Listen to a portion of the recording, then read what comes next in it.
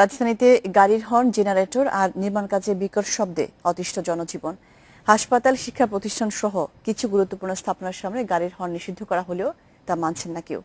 এমন বাস্তবতায় বুধবার আন্তর্জাতিক শব্দ সচেতনতা দিবসে রাজধানীর কিছু অংশকে নীরব এলাকা ঘোষণার উদ্যোগের কথা জানিয়েছে পরিবেশ মন্ত্রণালয়। যানবাহনের হর্নের শব্দ দূষণে অতিষ্ঠ রাজধানীবাসী। রেহাই পাচ্ছে না স্কুলের কোমলমতি শিক্ষার্থীরাও। মাথা ব্যথা, কনসেন্ট্রেশন একবারে ব্রেক হয়ে যাচ্ছে। মানে পরীক্ষা দিব, পরীক্ষা যা মনে করতেছি লিখবো তা আবার ভুলে যাচ্ছি। আমার যখন পরীক্ষা হয় তখন যদি হর্ন বাজে তাহলে যে পড়াটা আমার মনে আছে সেটা মনে করতে আমার অসুবিধা হয়। এমন পরিস্থিতিতে বিশ্ব শব্দ সচেতনতা দিবসে মানিক মিয়া ক্রসিংকে নীরব এলাকা ঘোষণা করেছে পরিবেশ অধিদপ্তর।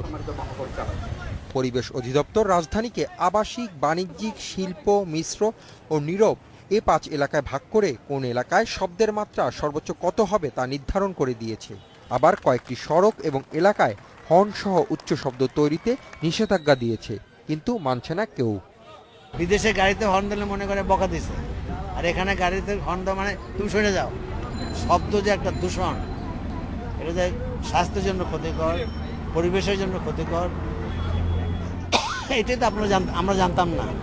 আমদানি নিষিদ্ধ হাইড্রোলিক হর্ন বন্ধে বাণিজ্য মন্ত্রণালয়কে আরো কঠোর হওয়ার আহ্বান জানিয়েছেন পরিবেশ অধিদপ্তরের মহাপরিচালক। কার, গাড়ি, বাস হাইড্রোলিক হর্ন ব্যবহার নিষিদ্ধ। অতএব এই শেষ কোর্টে বাণিজ্য মন্ত্রণালয়ের যে আমদানি নীতি, তাতে কিন্তু হাইড্রোলিক হর্ন নেই।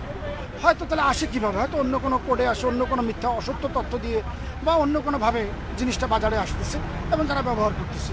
অতিরিক্ত শব্দ দূষণে মাথা ব্যথা, শ্রবণ শক্তি কমে যাওয়া, অস্থিরতা, উচ্চ রক্তচাপ সহ নানা রোগে ভুগছেন নগরবাসী। Hasib Mahmud, independent news, Dhaka.